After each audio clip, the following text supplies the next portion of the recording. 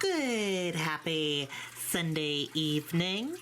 I'm Riley King, and welcome to this Sunday evening edition of the Riley King Newscast, right here on the Riley King Network. We have a lot of news to get to this Sunday evening, so let's get started right now. First up, police search Manchester property in connection to missing 7-year-old last seen in October 2019. Let's take a listen to that video from WMUR News 9.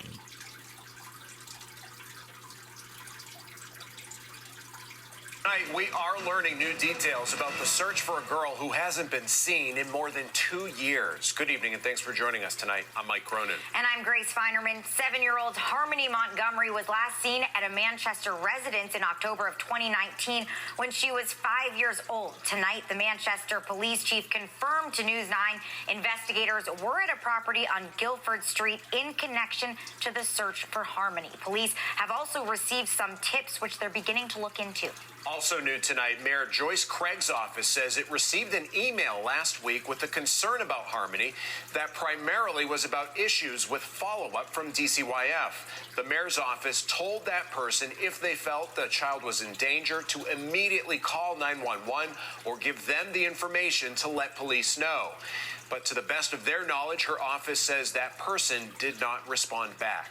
We're also hearing from the Office of the Child Advocate, who can't comment specifically on this case, but say it's very important for anyone who may have information to come forward. Also sort of a call, a reminder to all of us that we need to be paying attention to children in our neighborhoods. We need to be paying attention when children don't show up at school. We need to be paying attention when children aren't keeping medical appointments, anything like that. We are the safety net for children. We want to be making sure that we know where they are.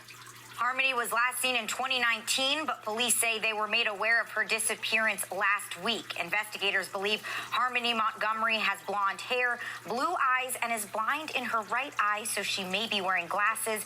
Anyone with information is urged to call police. Okay, and there you go on that video and that report.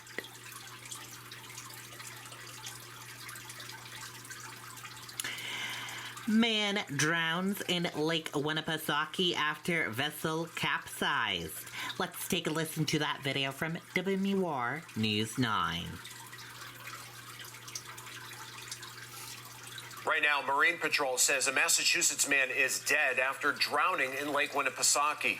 Around 11 o'clock last night, officials say 4 people in a canoe and kayak were trying to reach Grant Island in Wolfboro when both vessels capsized. Marine Patrol says one of their friends heard their calls for help from the shore, took a canoe out to them, and was able to bring 3 of them to the island. Crews later recovered the victim's body in about 15 feet of water. His death is not considered suspicious. Officials say none of the paddlers had life jackets. Okay, and there you go on that video and that report.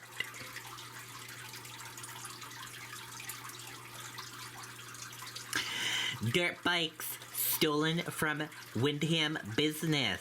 Second time it's happened in less than a year.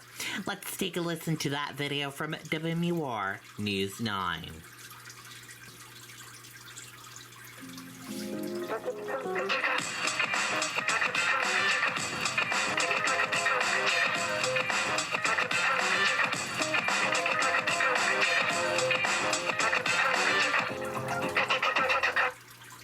The shocking footage starts here. Masked thieves throwing rock after rock at the front door around 4:30 Saturday morning, kicking and pulling the glass apart, eventually making a hole big enough to climb through. Inside, they used bolt cutters to cut cables and steal 4 dirt bikes. pretty brazen. They were obviously prepared. The 6 suspects, described by police as young men, late teens to early 20s, run out of Nault's Power Sports in Wyndham with the bikes. Officers arriving on scene just 4 minutes later. They've obviously staked the place out. They knew what they were getting into. Nault's general manager Kurt Grenier says 5 helmets were also taken. The bikes and helmets totaling more than $40,000. They think they're stealing bikes. They're stealing people's paychecks. This is a low inventory situation. We hardly have any inventory to sell, and they're stealing what little we have. It's the second time Nault's has been targeted in less than a year. If we hit a second time, in total, we're probably looking at $100,000 between both hits. Surveillance captured this burglary back in May. Grenier says no one has been charged in that break-in, but they made some security upgrades. We got better cameras, better security, but these guys, they're in and out. They're prepared. You know, they know what they want when they get here. They're on a mission. Now Grenier is on his own mission to figure out who's responsible, saying he's not alone. They've hit every dealer that I'm aware of, from the Connecticut border all the way up to Maine.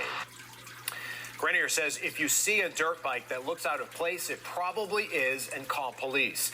He's now offering a $10,000 reward for information that leads to an arrest and conviction. Okay, and there you go on that video and that report.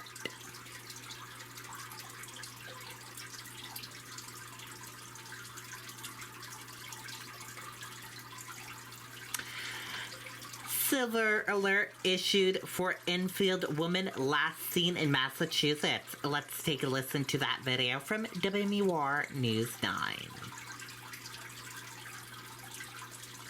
Right now, Massachusetts State Police are asking the public for help finding this woman, 67-year-old Enfield resident Glenys Lanzetta was last seen in New Hampshire yesterday afternoon.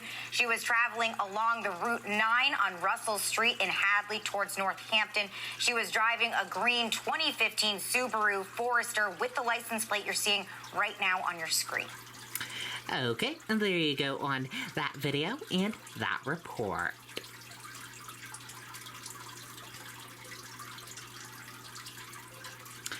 School districts prepare for resuming classes after holiday break. Let's take a listen to that video from WMUR News 9. Welcome to Bell-Tate's Building Products. Homeowners and contractors have different needs when it comes to home repairs and improvements. As COVID cases climb in New Hampshire, demand for testing has been just as high, and that's expected to continue for the next several weeks. Monday is the next big test for school districts. Education Commissioner Frank Edelblut says he's been working with districts all weekend on a plan for a safe return for everyone. There are many cases of COVID, but in terms of it being out of control, I would not describe that as the circumstance in our school system. The state positivity rate is currently above 15%, which is new territory for everyone. NEA-NH President Megan Tuttle says it's naive to think schools won't deal with some level of cases in the coming weeks. So if the transmission rates are going up in the community, that will affect schools at some level. But she does agree that schools are working hard to keep everyone safe and have a full return to in-person learning with the trust of educators and administrators on the local level. Those are really going to be the best people to make those decisions. It's not going to be myself in Concord. It's not going to be, the Commissioner of Education in Concord. The people at the local level, they know what's happening in the community. They know what's happening in the schools. Commissioner Edelblut says districts are already working on mitigation plans, with some districts like Wyndham reinstating a mask mandate for a few weeks. We still have these mitigating protocols in place to be able to keep our learning environment safe. And so we don't want to jump to some conclusion that that's somehow going to all just come apart because of the transmissibility. We need to make sure that we're trusting the administration at the local level and the educators at the local level to make sure that they're going to do what's safe for the kids. I'm Nicole Lally, WMUR News. Okay, and there you go on that video and that report. Three people, including a juvenile, facing charges in connection to Salem car break-ins. Let's take a listen to that video from WMUR News 9. 3 people are facing multiple charges in connection with car break-ins. Salem police say they arrested 2 men and a juvenile following a foot pursuit. Officers were called to Lancelot Court for reports of multiple people breaking into cars Thursday afternoon. The 3 suspects then ran off into the woods, including Josue Portillo and Anthony Traficante. Investigators say they recovered a stolen package from a home in their possession. Okay, and there you go on that video and that report. And that does it for this evening edition of the Riley King Newscast right here on the Riley King Network. I hope you all have a great rest of your evening, and I'll see you back here tomorrow for another newscast. Thank you for tuning in and watching. Have a great evening. Good night and goodbye.